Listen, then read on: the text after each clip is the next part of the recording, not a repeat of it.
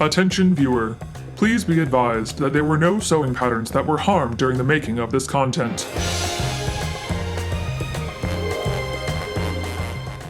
Hello folks! Welcome to another video with me, Stephanie Canada. If this is your first time on my channel, welcome! Yes, Canada really is my last name.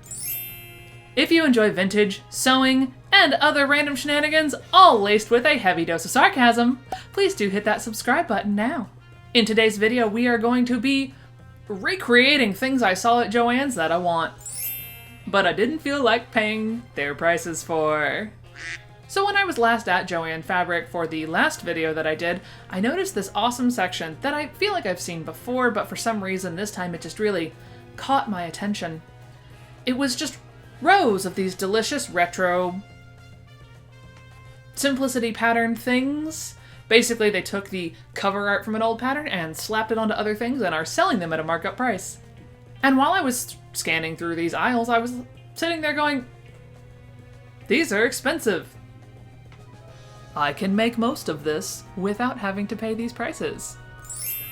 So that's what we're doing. I'm gonna be going through my house and looking for things that I can repurpose into such lovelies as this. And this. Check these out. Yeah, I got things that I can do this with. Probably doing a couple of note cards along the way because, well, I want to send real mail to people, because 2020 apparently has gone back to the ways of writing real mail. And I'm also going to be taking these buttons, which are quite large, and we are going to be turning them into brooches so that I can wear them on my pretty dresses, instead of having them be buttons that are quite honestly very unpractical due to their size. But they're very pretty, so we're going with it. I would like to thank my dear friend Jasmine Clark for giving me the idea for these brooches, and actually the idea for this entire video, because it all started with a brooch. You can follow her on her socials right here. So without further ado, let's grab our coffees and get into it now, shall we? For this project, I used an old frame that I had out in my garage that I had previously painted black, an old Yankee candle or two, some card backs, two Simplicity buttons that I purchased at Joann's, as well as some pin backs, spray paint, Mod Podge sealer, cups and paint brushes, acrylic paint, Sharpie and paint pen, roller glue dots, photo squares, decorative pins, and of course a giant stack of print-offs of sewing patterns. Oh right, and paper cutting scissors. Paper, not fabric. And while we watch me cut out 7,000 pieces of paper, I am gonna let you know a few things. The Mod Podge that I thought was good was actually rock hard. So was the gold paint pen. The Sharpie was questionable at best. I didn't end up needing the silver acrylic because I didn't feel like painting after the Mod Podge extravaganza. You'll see why the glue dot rollers only worked so well. And the sealer for Mod Podge, I'm assuming doesn't work unless you actually use Mod Podge. Just some information for you folks if you intend to try any of these projects on your own. Check your stash first, then decide what to craft. Not the way I do it. Oh, and if you're wondering why I need a trash can in my sewing room, this is why. First up was taking my very large tin and spray painting it matte black, which I of course did outside so that it was well ventilated.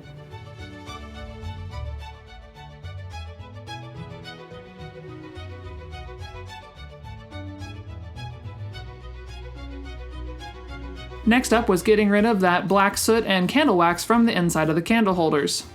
So I put my tea kettle on to let it start getting nice and hot, and peeled off all the stickers. The front sticker on the Yankee candle was quite easy to get off. The bottom was not. It involved dish soap and some water and some serious scrubbing, but it did come off eventually. Oh look, my water is ready. So now we're gonna pour our water into the Yankee candles and ooh, lava lamp. I did find two other candles lying around that I decided to do this with as well.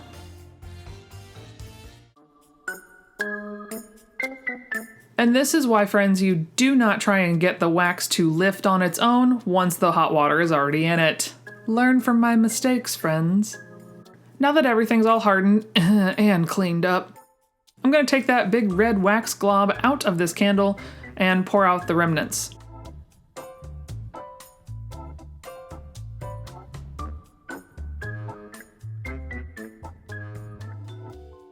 All right, let's move on to the green one. Oh, I should not have gone all the way to the top. Watch this. Bubble, bubble, toil and trouble. This doesn't look good.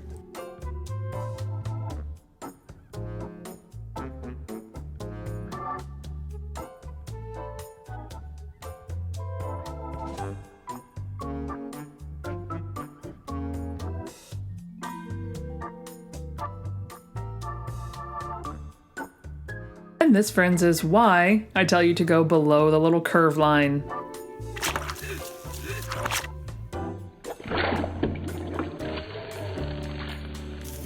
Or that. Yep. Now I gotta clean it up. So once that's all dealt with, I'm just gonna go ahead and crack that wax thing in two and remove it from the jar, clean it up, and get it all ready to go. Now that everything is clean and ready, let's start with the large jar. What I was trying to do here was put the Mod Podge into the little bucket, only to realize that it was rock solid. Well, let's think of something else now, shall we? Alright, using my little glue dots, I have opted to cut really, really close to all the little ladies. While I thought I liked the little white line around them, once I put it against my clear jar, I realized I really didn't. So I opted to cut really, really close to all of the lines on all the ladies I put on anything that was clear. And you just go around and glue dot the back of them and then line them up how you would like them on the jar.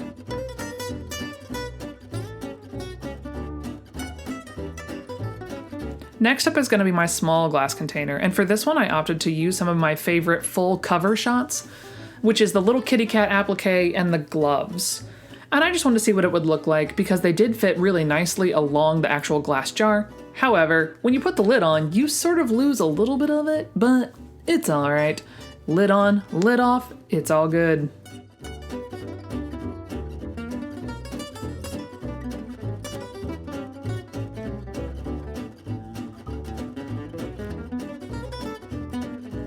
After I made my peace with the fact that the Mod Podge was deader than a doornail, I went on to use the glue dots on the back of the larger ladies.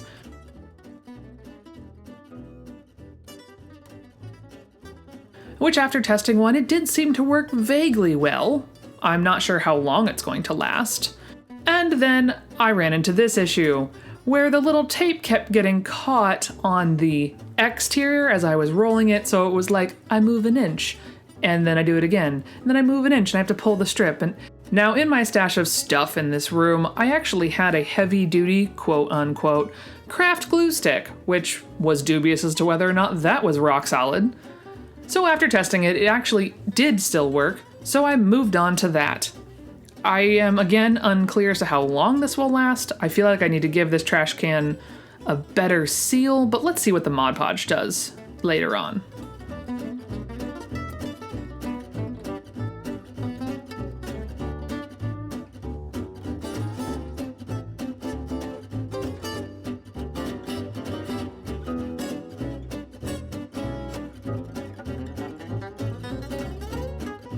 So once I had attached all those friends, I moved on to the notebook, which was really pretty simple. Grab a notebook, grab a pattern cover or whatever you want to put on it, put a whole crap load of little square adhesive dots, and then stick it on the front. I probably should have done some ribbon or something to make it look slightly fancier, but at this point of the evening I was pretty frustrated, so this is just what we went with.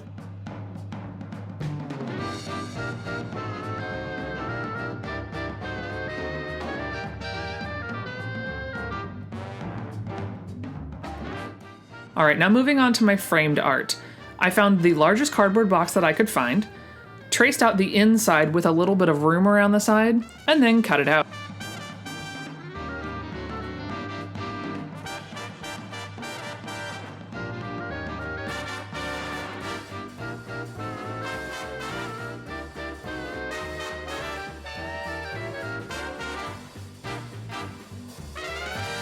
Then I used some extra scrapbooking paper that I had just lying around.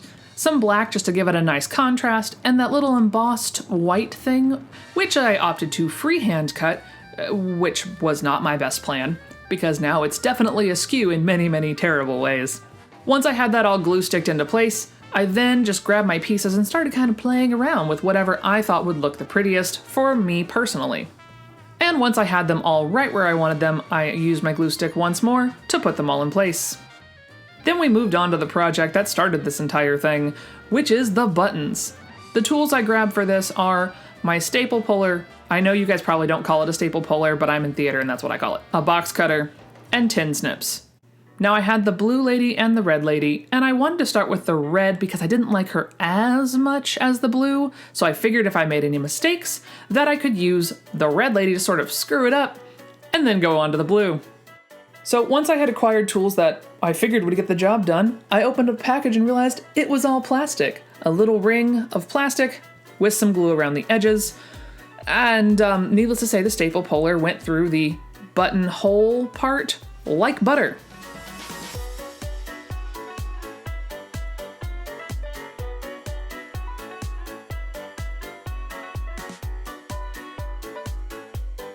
The problem was the ring that was glued around it.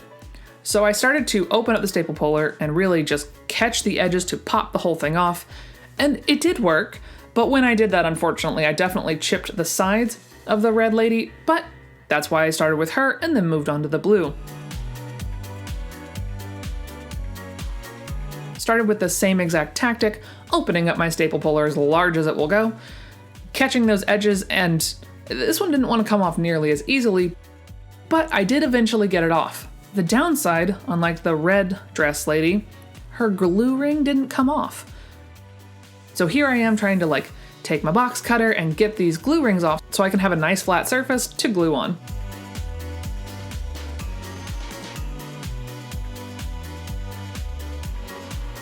Well, that didn't work because all I was doing was peeling up the actual design on the front, which really annoyed me because the blue one was the one I wanted to be nicer. So I tried a few more times and peeled off some more of the decoration and said, screw it, I'm just going to apply this hinge the different direction. You might see a little bit of it, I don't care. So that's what I did. I got that hot glue gun out and I laid a line of hot glue along the back, put my pin backs on, and that's how we did that. Should I have used E6000? Yes. Do I have that? No. So we just went on with it, our lives.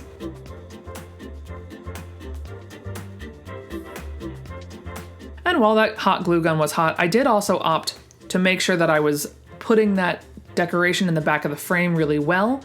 And by really well, I mean with hot glue, so that's debatable. But it stays, it's pretty, it's not permanent, so if I change my mind, all I have to do is pop some hot glue off and move on with my life. But I like it for now, so I think it's gonna be just fine. And of course, the last step to the trash can and the McCall's glass was to go down and use the Mod Podge spray to see if it could help hold those designs any better.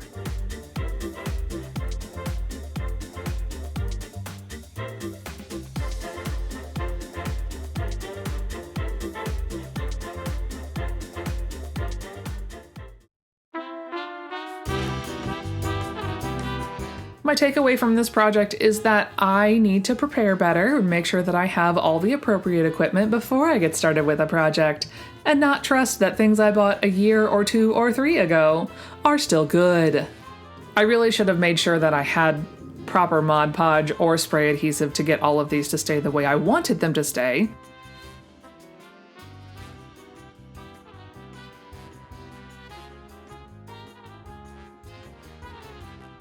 I probably should have found a better sealer for all of these that wouldn't have mottled it quite so much. The Mod Podge was fine, but it didn't really help anything stay.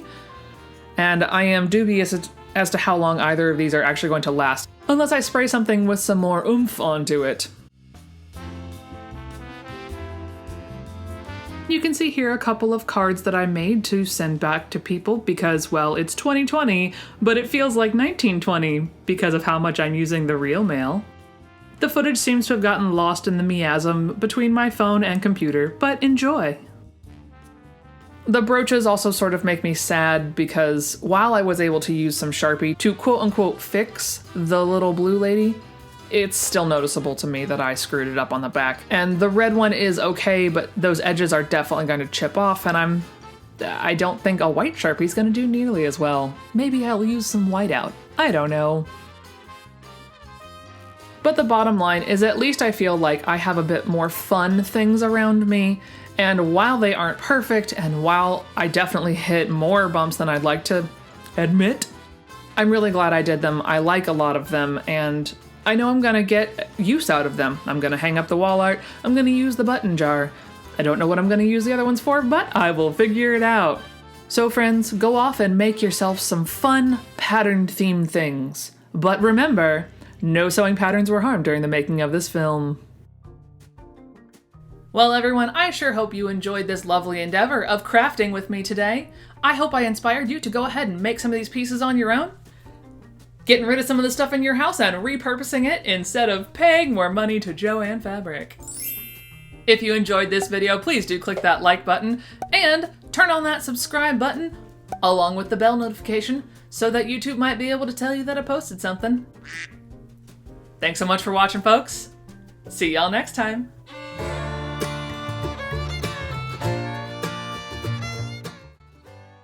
Oh, something's in my eyeball. My hair has a mind of its own today. Oh, I hope I'm not that actually washed out. Oh, God. Well, we'll see how this goes.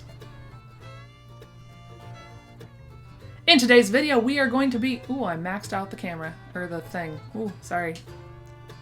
Sound's gonna be good. I'm still working on it, y'all. Whoops. So what I'm going to attempting to be make today... Ooh, that's a good sentence. Good sentence. So without further ado... don't have the thing in my hand. I can't do this. I look like I have the claw. Hope I didn't look washed out in the entire thing.